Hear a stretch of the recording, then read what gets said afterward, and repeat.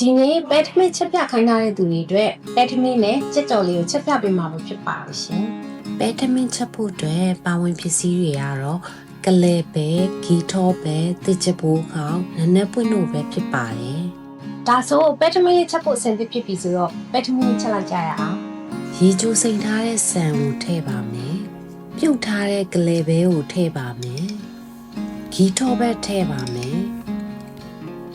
နနက်ပွင့်တစ်ချက်ပိုးခေါင်းစားထည့်ပြီးထမင်းကိုတည်ထားလိုက်ပါမယ်။ခင်ကကြက်ကြော်မှာဆိုတော့ကြက်တကောင်ကို၄ပိုင်းပိုင်းလိုက်ပါမယ်။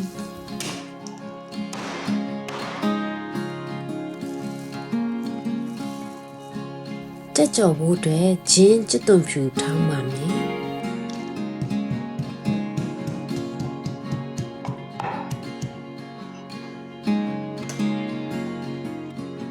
ရေစေးသက်စင်ထားတဲ့ကြက်သားလေးတွေကိုအရသာသွင်းဖို့အတွက်စားအရသာမှုနဲ့ဂျင်းကြက်သွန်ဖြူတို့နဲ့နိုင်ခွက်လောက်နဲ့ထားလိုက်ပါမယ်ရှင်။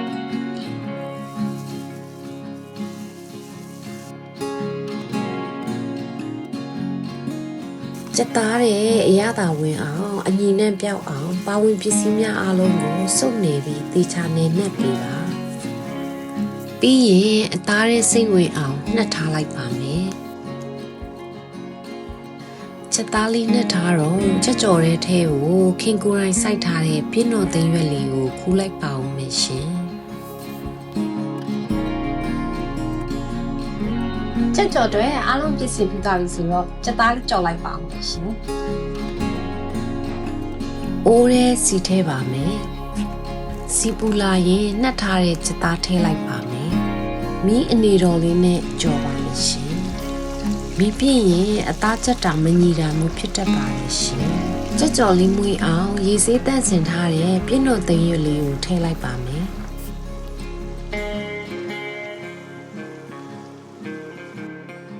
ကြက်သားလေးတွေမွပြီးမွေးလာရင်ဆယ်လို့ရပါပြီ။တပါတဲ့စီထဲကအမွှေးနဲ့သားရွက်တွေကိုပါဆယ်လိုက်ပါမယ်။ကြံခဲ့တဲ့အမွှေးနဲ့သားရွက်တွေတူးလို့ရှိရင်ကြက်သားမှာပါတူးနဲ့ဆွဲသွားမှာဆိုလို့ပါရှင်။ခင်ပထမအိုးကြော်တဲ့အတိုင်းနောက်တအိုးကိုဆက်ကြော်လိုက်ပါမယ်ရှင်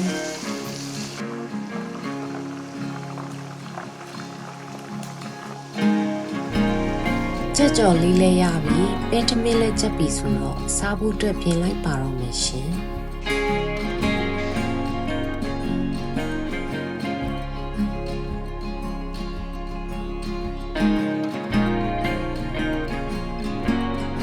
ကဲဒီနေ့မှာတော့ပဲထမင်းချက်နေမိထားတဲ့သူတွေအတွက်ပဲထမင်းနဲ့ကြက်ကြော်လေးကိုချက်ပြပေးပြီဆိုတော့နောက် vlog တွေမှာပြန်ပြကြမယ်ရှင်